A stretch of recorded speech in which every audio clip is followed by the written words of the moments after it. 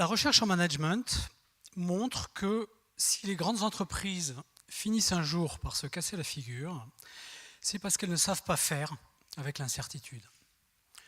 Rien de véritablement étonnant à cela. Si on regarde sur quoi est fondée les grandes logiques du management, on voit que les théories du management sont basées sur la défiance et sur le fait que l'incertitude est éminemment destructrice de valeur.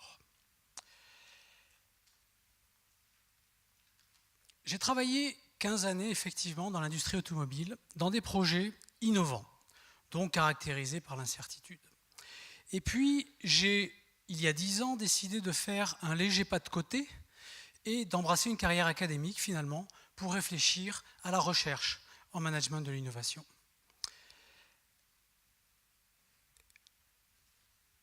Alors, ça fait donc 25 ans que la plupart de mes collègues me voient faire finalement, et me voient agir, et me voient essayer de transformer des organisations. Et ils me font souvent la remarque, mais enfin François, toi tu es un peu bizarre, à l'inverse de ce que dit la recherche en management, tu fais visiblement de l'incertitude une bonne nouvelle. On sent que plus il y a d'incertitude, plus il y a d'inconnus, plus tu te sens à l'aise, toi et tes équipes. Alors d'où est-ce que ça peut venir ça ? Et ils ont poursuivi sur la question, et ils ne m'ont pas lâché avec ça, mais ils m'ont demandé de modéliser non pas la pratique avec laquelle j'accompagne des équipes de dirigeants dans l'incertitude, mais au contraire une pratique beaucoup plus personnelle, qui est la pratique des sports de pleine nature. Alors, qu'est-ce que ça veut dire ? Il se trouve que dans mon autre vie, on va dire, je pratique le parapente, le kitesurf, l'escalade. Et effectivement, le gros intérêt de ces activités-là, c'est que c'est probablement parmi les activités humaines un des rares champs dans lequel l'incertitude est perçue comme une bonne nouvelle. On ne décolle en parapente, quand on est expérimenté, que si l'incertitude est là. Sinon, ce n'est pas intéressant. Alors, on a réfléchi et ils m'ont demandé de modéliser cette pratique. Alors, on a fait attention à ne pas tomber dans les vicissitudes et les écarts qui polluent notamment les formations en management parce qu'elles sont basées sur une approche mimétique. On ne dit évidemment pas ici que le bon kitesurfer est un bon manager ou que le bon grimpeur est un bon manager. C'est burlesque. Mais pourtant, on voit beaucoup de séminaires de formation qui sont basés sur ce paradigme-là. On a véritablement essayé non seulement de modéliser la pratique, mais d'essayer de l'amener à être traduite finalement dans le champ du management. Alors qu'est-ce que ça donne finalement tout ça ? Attardons-nous un instant sur la pratique du kitesurf. C'est finalement l'activité la plus simple à décrire et la plus spectaculaire. Quel est le projet, on pourrait dire stratégique, du pilote de kitesurf ? Il est sur le bord d'une plage, il est à bord d'un bateau et il va s'agir pour lui de tirer une trajectoire d'un point à un point B. Ça, c'est son projet d'action.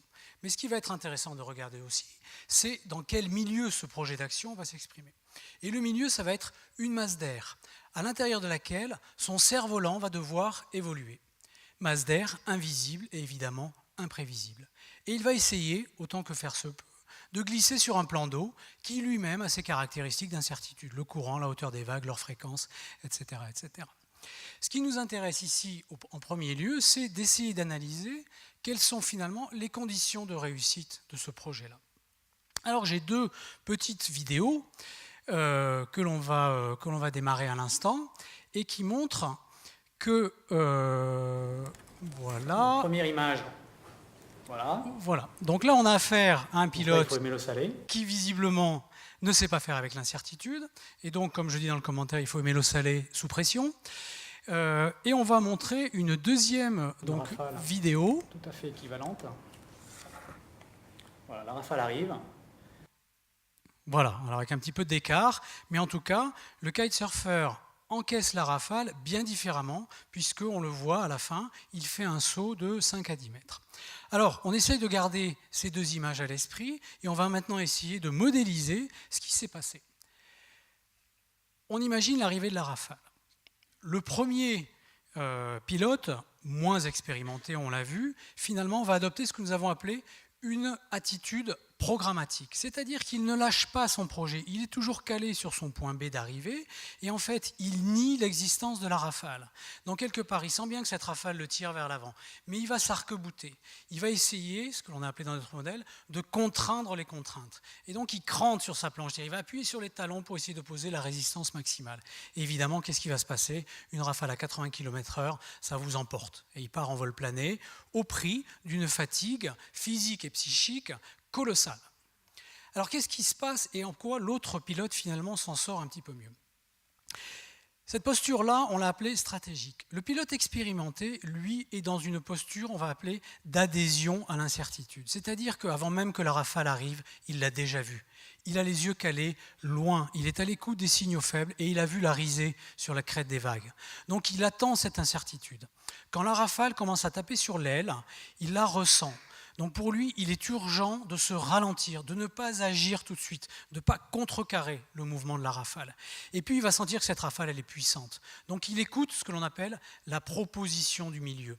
Et finalement, si la rafale l'invite à décoller, à être arraché du plan d'eau, eh bien il se dit qu'à cela ne tienne. Et il tire sur sa barre et il amplifie justement ce mouvement. Donc vous voyez qu'on a là deux postures radicales qui s'opposent et la deuxième apporte beaucoup plus de succès. Le pilote expérimenté va savoir accepter de perdre. Ça, c'est très important dans le management. À quel moment on lâche sur le projet? À quel moment va-t-on être d'accord pour lâcher un petit peu le projet? Quand il décolle, le vent le fait dériver. Il perd sa trajectoire initiale. Mais vous l'avez vu, il rejoint le plan d'eau avec une forte vitesse. Donc à partir de là, il récupère de l'énergie cinétique et il rejoint sa trajectoire. Et il va de nouveau évaluer la situation, et ainsi de suite. C'est comme ça que le pilote expérimenté arrive à, entre guillemets, manager dans l'incertitude. Alors maintenant, essayons de traduire ce modèle. La rafale en management, il ne faut pas être un grand poète pour imaginer ce que ça pourrait être. Le lancement raté d'un nouveau produit, la démission d'un collaborateur important, un nouveau client qui finalement se rétracte. Comment est-ce qu'on peut se préparer à ces événements qui font la vie quotidienne de toutes les entreprises? Alors depuis 3 ans, nous avons essayé de modéliser comme cela des tas de moments dans l'activité du kitesurf, dans le parapente et dans la grimpe. Et on a essayé justement de modéliser cette posture d'acceptation de l'incertitude. Et vous le voyez sur la diapo, les quelques éléments inscrits en gras sont transférables directement dans le marché, dans le management. Qu'est-ce que ça veut dire être à l'écoute sensible d'une situation? Qu'est-ce que ça veut dire attendre que la situation atteigne son potentiel maximum, là où souvent dans l'entreprise, on se précipite à corriger et à faire des plans sur les plans. Qu'est-ce que ça veut dire accompagner les transformations du milieu, accompagner les propositions du milieu? Souvent, et dans l'entrepreneuriat, on vit ça tous les jours, on arrose ici et ça pousse là-bas. Qu'est-ce qu'on fait? Donc on voit bien que cette posture-là, elle est propice à l'acceptation de l'incertitude. Il faudra porter son attention sur les effets de l'action, c'est-à-dire on va agir, on va tâtonner, peut-être que l'on va se tromper, mais ce n'est pas grave, on regarde les effets de l'action. Et enfin, on analyse la situation nouvelle. C'est cette bonne nouvelle finalement que je souhaitais partager avec vous, c'est que par une formation adaptée, par une véritable réflexion avec des équipes de dirigeants et de managers, on parvient à transformer le regard qu'ils ont sur l'incertitude, on parvient à leur donner un rapport à l'incertitude positif et à partir de là, on va radicalement booster la capacité de résilience de leur entreprise. Je vous remercie.